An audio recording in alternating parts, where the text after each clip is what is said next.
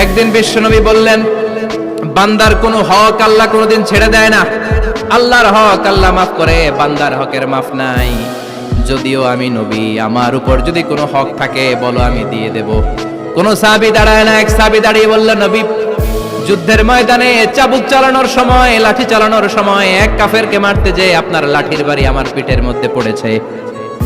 আপনি যেহেতু এই কিসাসটা আদায় করতে চান, আপনার পিঠে আমি লাঠির বাড়ি মেরে এটারে শোধবোধ করে দিতে চাই। সাইয়েদনা ওমরে ফারুক হাতের জামা এরকম পড়তে শুরু করছে, আয় এদিকে আয়, তোরে শোধবোধ করাই। বিশ্বনবী বললেন, ওমর রাখো, এটা বান্দার হক, মিটাতে দাও। বিশ্বনবী বললেন, আসো, তুমি এসে আমার পিঠে লাঠি দিয়ে চাবুক দিয়ে বাড়ি মারো। সাহাবী বলে, ও নবী, তখন দুর্ভিক্ষের সময়ের যুদ্ধ ছিল, আমাদের গায়ে জামা ছিল না। যখন আপনি আমার চাবুকটা পিঠের মধ্যে মেরেছেন, আমার পিঠে তখন জামা ছিল না। আপনি যদি যথা নিয়মে কিসাসটা আদায় করতে চান, আপনার জামাটা খুলেন, খালি পিঠের মধ্যে বাড়িটা মার। এবার আর ওমরে ফারুককে ধরে কে?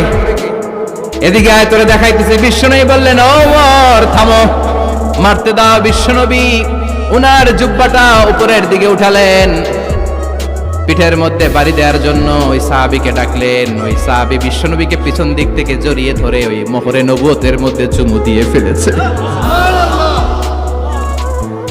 সাহাবী বললেন, নবী গো, এই নাটক করার জন্য আপনি আমারে মাফ করে দিয়েন।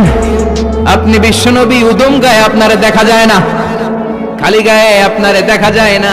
শুনেছি আপনার পিঠের মধ্যে মোহরে নবুয়ত আছে। অনেক দিনের সাধনা, জল্পনা কল্পনা, আপনার মোহরে নবুয়তে আমার ঠোঁটটা আমি লাগাবো। আপনার মোহরে নবুয়তের মধ্যে আমার ঠোঁটটা লাগিয়ে আমার ঠোঁটটারে আমি জাহান্নাম থেকে পরিত্রাণ করাবো। এজন্য প্ল্যান প্রোগ্রাম করে এতক্ষণ আপনার জামাটা খুলতে বলেছি। আপনার উপরে আমার কোনো হক নাই। আমার আব্বা মা, আমার সম্পদ, আমার জীবন আপনার জন্য কোরবান গো নবী।